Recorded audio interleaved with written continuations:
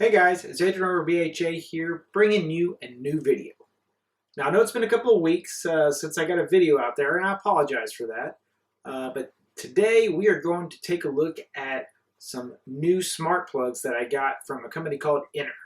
They were kind enough to send over a couple of their Zigbee smart plugs, and we're going to run through everything today and see what all we can do with them. Here we go.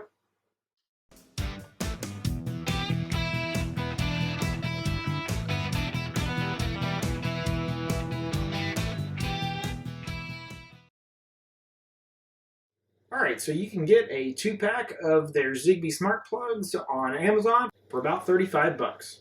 And these will work with Smartthings, Philips Hub, and of course if you have one of the new Alexa hubs that has the Zigbee hub built into it, then of course it'll work with Alexa as well. So of course if you haven't had a chance, jump over to Innr's website and check out everything they have to offer. Let's do a quick run through of everything we're going to cover in this video. So of course, for starters, we're going to unbox the device. Once we do that, then of course we'll plug it in and set it up in Smartthings, since that's what I use for all of my Zigbee devices. After that, then of course we'll get that integrated into Home Assistant. And lastly, we'll show you what that looks like in action. So let's get started.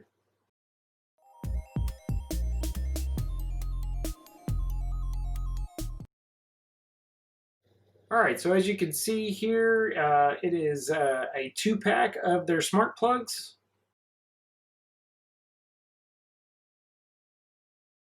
List out some of the information on the side there. Of course, it's Zigbee related, and it lists out the input and output there on the side of the box. Let's go ahead and get this thing opened up. Alright, so of course we got our instructions and basically 2 smart plugs. And that's really all you really need for this particular unboxing.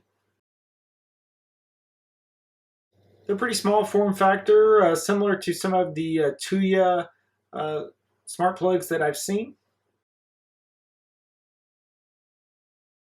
Let's go ahead and jump over to the next step and get it set up in Smartthings.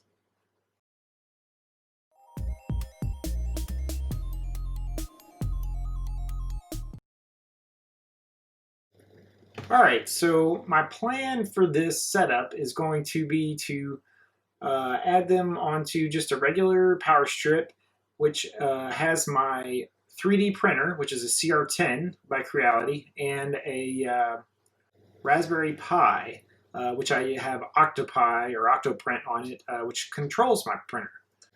So I'm going to put both of those on this power strip and plug them in with these smart plugs. That way I'll be able to power it down and stuff whenever it's not in use. Because I don't know if you guys have ever used a CR10 printer before, but if you have a Raspberry Pi plugged into the USB port on the printer, then of course it still gets power from the Raspberry Pi, which is kind of interesting. So I want to be able to power everything down with some sort of automation. That way it doesn't stay running all the time if I finish a print and I'm not at home or something like that. That's just some background of what my plan is for this project. Alright, so basically I just plugged them into the power strip, and we're going to pull up Smartthings here and kind of go through the setup. Smartthings makes it even better because you can just do a search for that particular brand. So we'll do a search for Innr.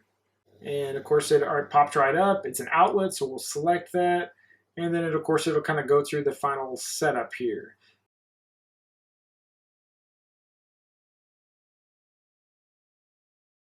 It wants to know a location. So I'm going to go with office, or let's see, study. That's close enough to an office there. Go ahead and hit save.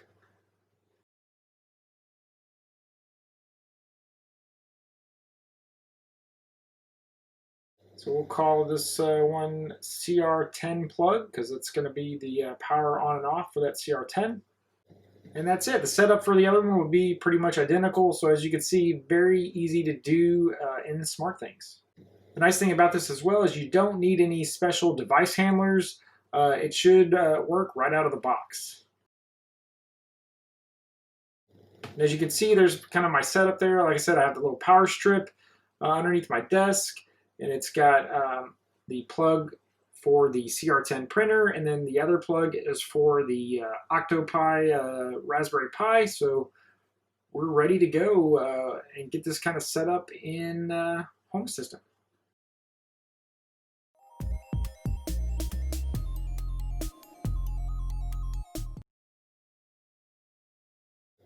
All right, so as I have stated multiple times before, adding Smartthings devices into Home Assistant is super easy if you're using the new Smartthings integration.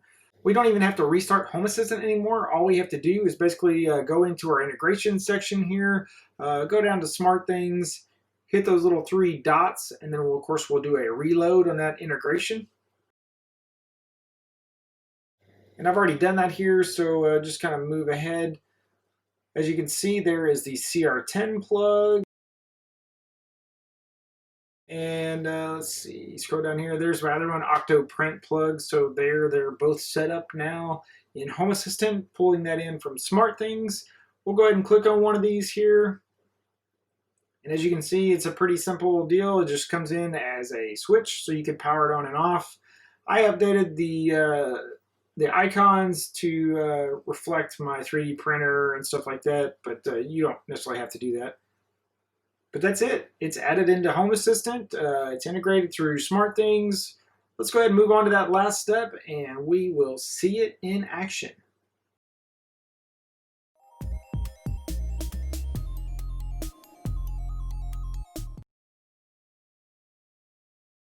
All right, so here's my setup here. You can see the 3D printer.